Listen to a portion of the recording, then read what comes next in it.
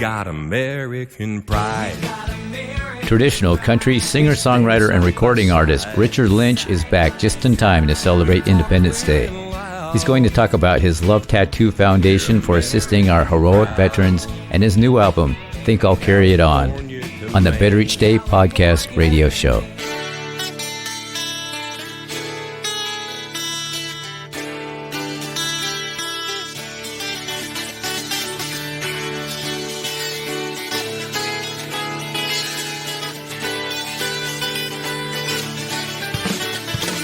Welcome to the Better Each Day podcast radio show with Bruce Hilliard. Today and every day, reaching out for innovative ideas in every way. Today's show is brought to you by your future. It comes with a lifetime guarantee. Make a better each day now, baby. Better in every way. So you have a new album. Yes, sir.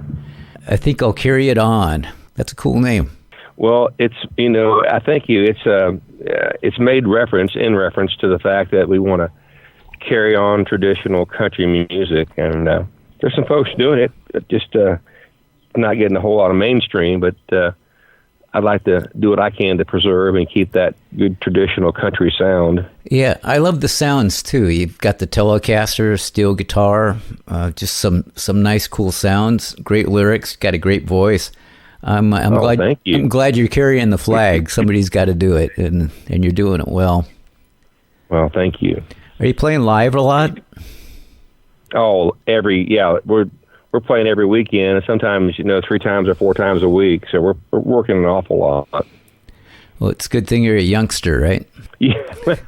Well, I wouldn't go that far, but yeah, we got. I feel good, and I'm 56, but we work. We've been working all our life, and it's a testament that if you stay active, the body does pretty good.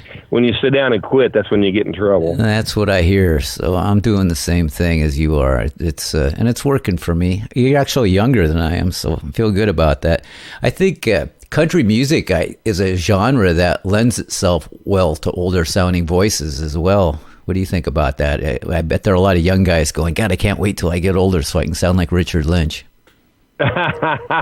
Well, I really love a well-matured sounding voice, and I hear recordings of myself when I was 20, and you can definitely tell the difference in today. We get a little older, we get a little polished, and we tend to, get that good resonation in our voice. And I don't think I had it, when I was 20. So yeah, I think there's something to that. And your lyrics probably go along with that. I think you have a song about your daddy's guitar. Yeah. Well, that was a song that I wrote with intentions of no one ever hearing it other than my wife and my mom. And somehow I gave that copy to my wife, and she played it for my mom, and then she played it for somebody, and then she played it for somebody, and it's like, everybody has a dad, and they associated the lyrics with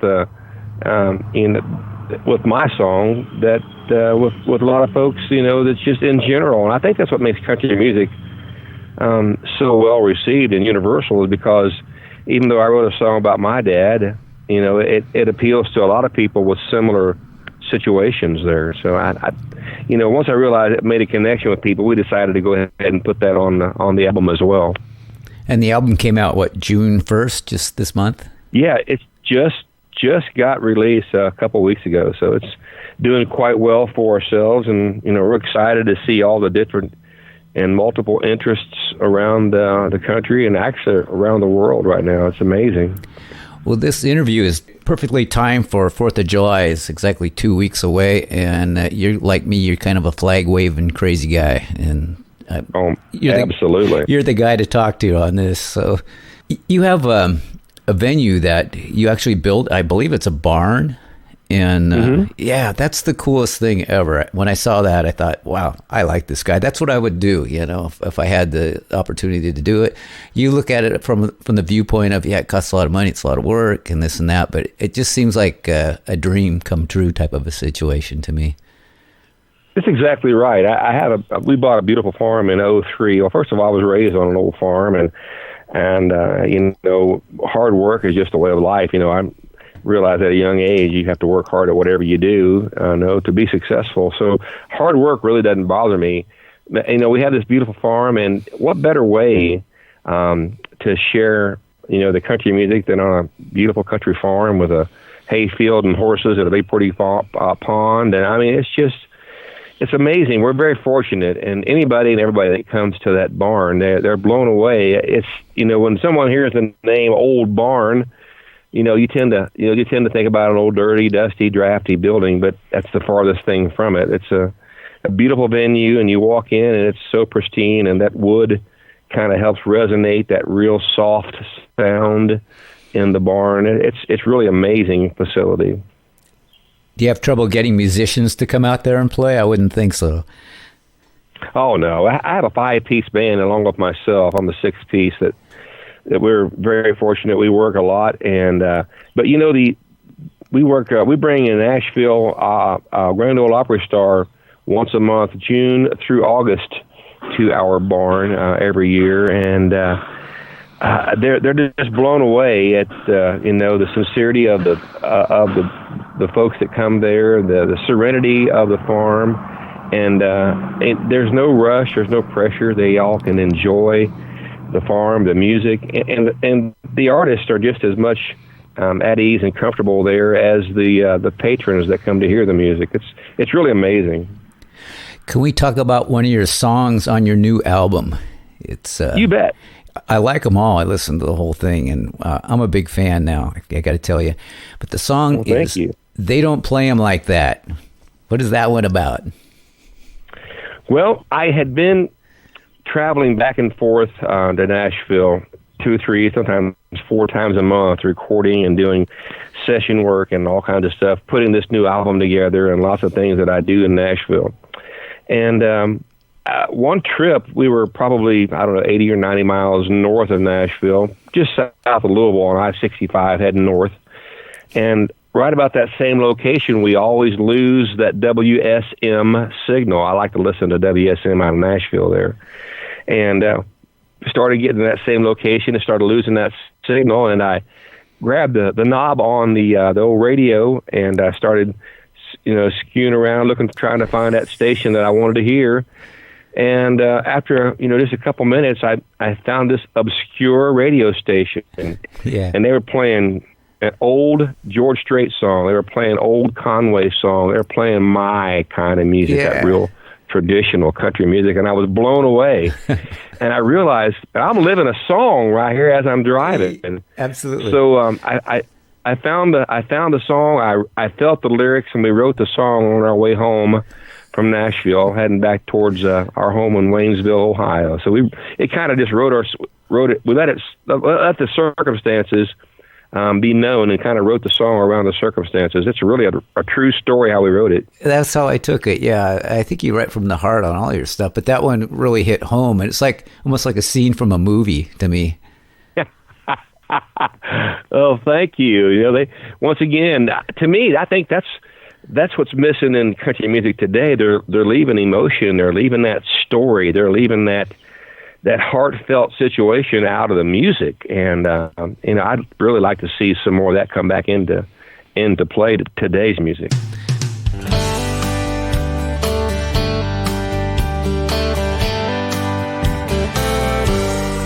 I pressed the gas pedal hard on my pickup truck, driving up the interstate. When I heard a song come on the radio, I thought, oh, wow, that sounds like George Strait. So I drove a little longer, the signal got stronger, and a disc jockey spoke on the air. He said, thank you folks for listening, and if real country is what you're missing, there's no need to go anywhere. They don't play 'em like that today, and all the feeling's gone. Why'd they go and take that sound away, the sound of a good old country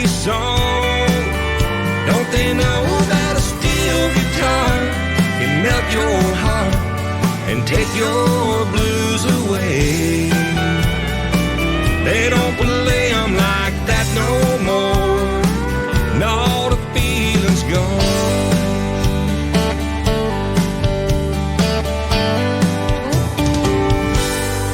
I guess I had about another 30 miles to drive when Conway's voice started to fade.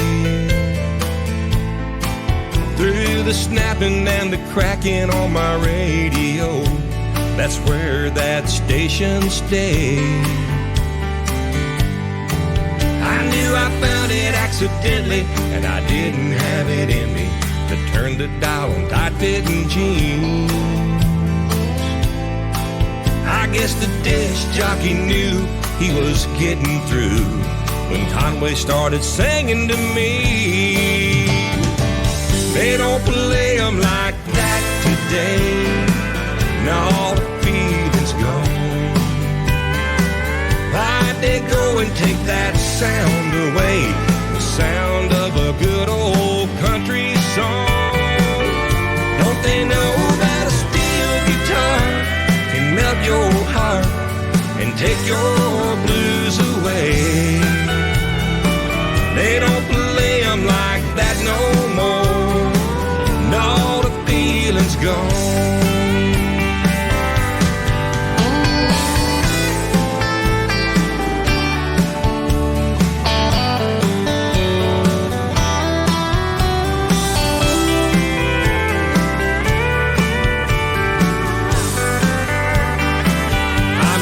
Tell you that a steel guitar can melt your heart and take your blues away.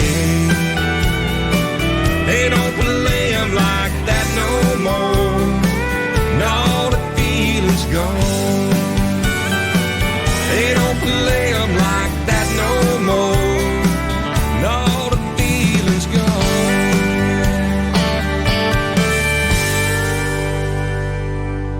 The part that really connects well.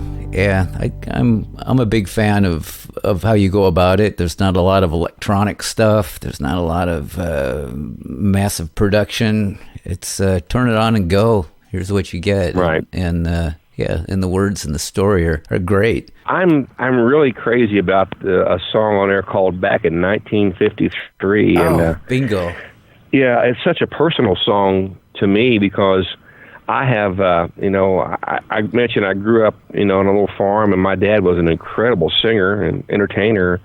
And I grew up listening to my dad perform and just loving that traditional country music. And at a young age, when I was 19 years old, my dad had given me a 1957 Gibson cutaway guitar. And I hadn't played that guitar since I was 19 years old.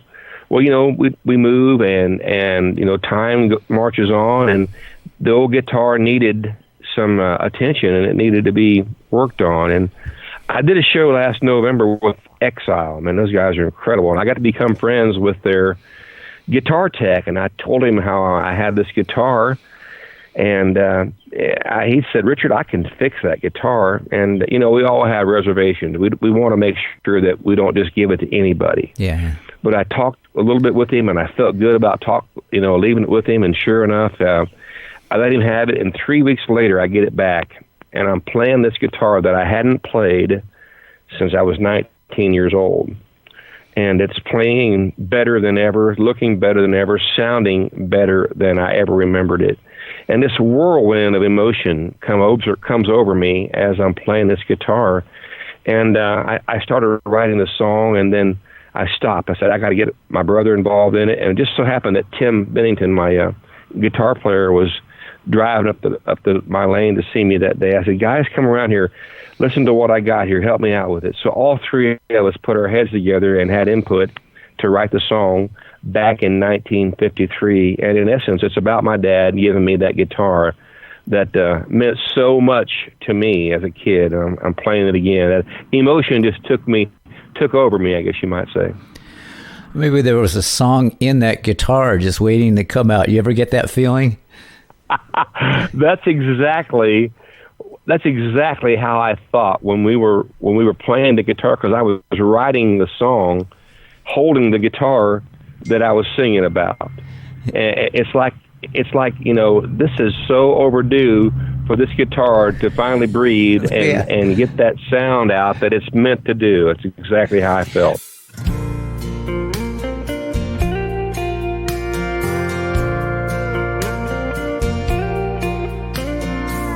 I get to play this soul guitar my daddy gave to me. It was made in a time before I was born, in 1953. I'd like to have been around back then and see what I could see. Maybe understand just how the man gave his love of music to me. Think I'll carry it on, playing my songs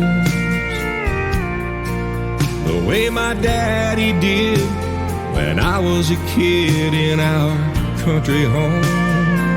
1,000 memories flowing through me. I hope I'm good enough like my daddy was back in 1953. Sometimes I feel a presence coming over me when I play this guitar from my heart. Is it really him or me? I wonder who will play this old guitar when my days are done. Will they still have the love for the music from an old country song? Hope they carry it on, playing their songs the way I did when I was a kid in that country home. 1,000 memories flowing through the breeze. I hope they're good enough like my daddy was back in 1953.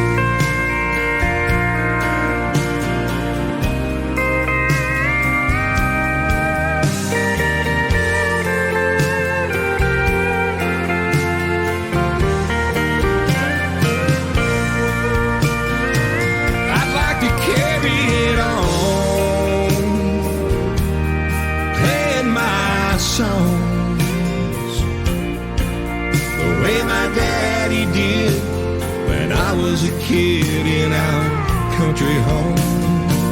1,000 memories flowing through me. I hope I'm good enough like my daddy was back in 1953. I hope I measure up to how my daddy was back in 1953. It's another scene from Richard Lynch, the movie.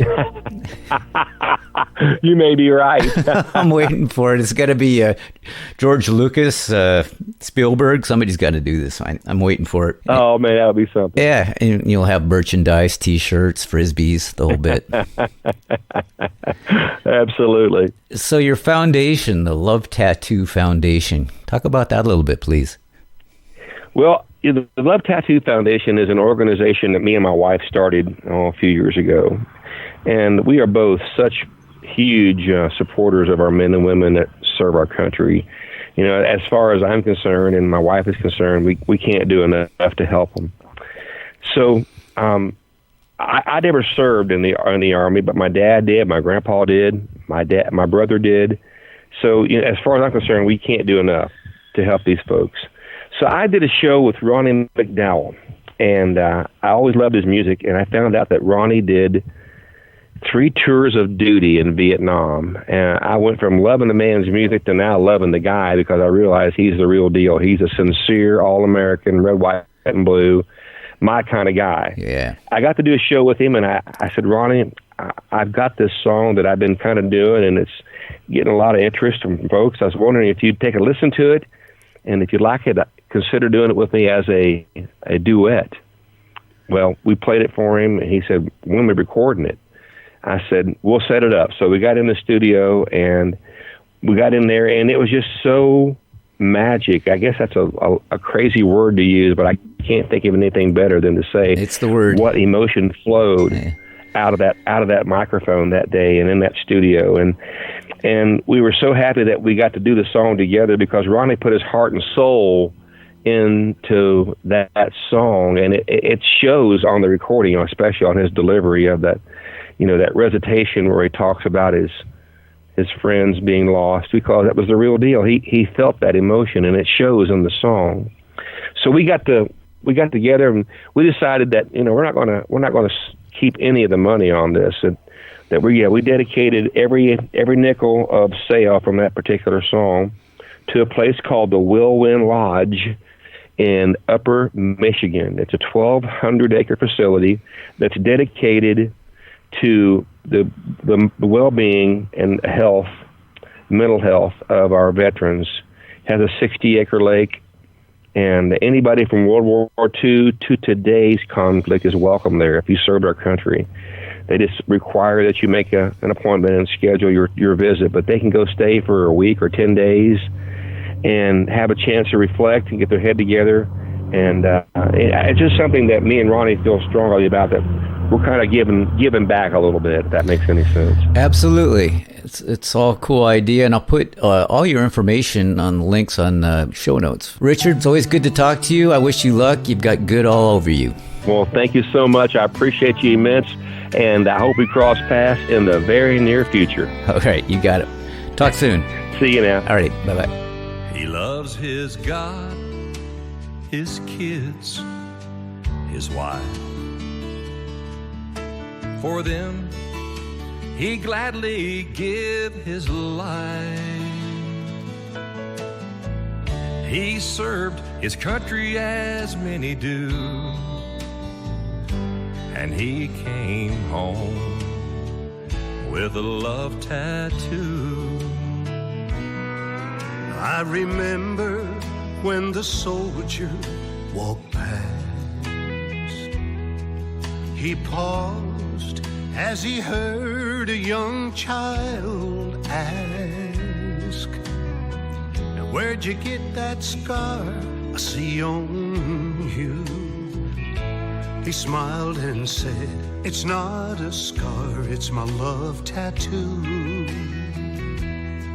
The soldier said, "To keep our world more safe for you, I fought and bled as many do. I did what I knew I had to do. No, it's not a scar, it's my love tattoo. My love tattoo is a symbol to remind him how we fought with pride for our red, white, and blue. If Uncle Sam asked him to stand with our soldiers in some foreign land, he'd unpack his uniform and combat boots, and with honor bring back home a new love tattoo.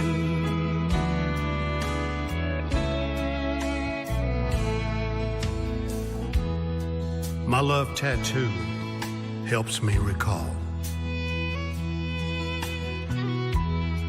some of my friends who gave their all. They fought and died as many do, so I'm proud to wear I love tattoos. He loves his God, his kids, his wife. For them, he gladly give his life. And he served his country like heroes do. And he came home with a love tattoo. Yes, he came home with a love tattoo.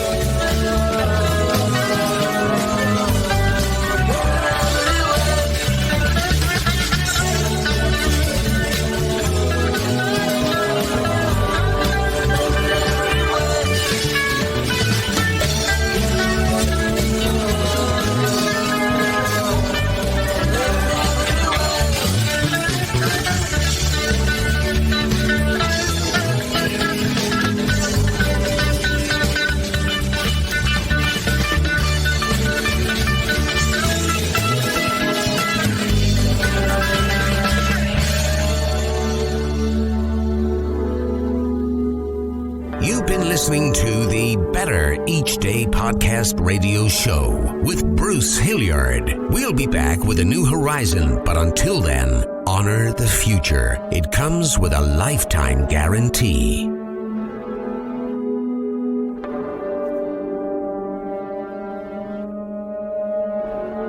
And we're all just trying to make the next day a bit better.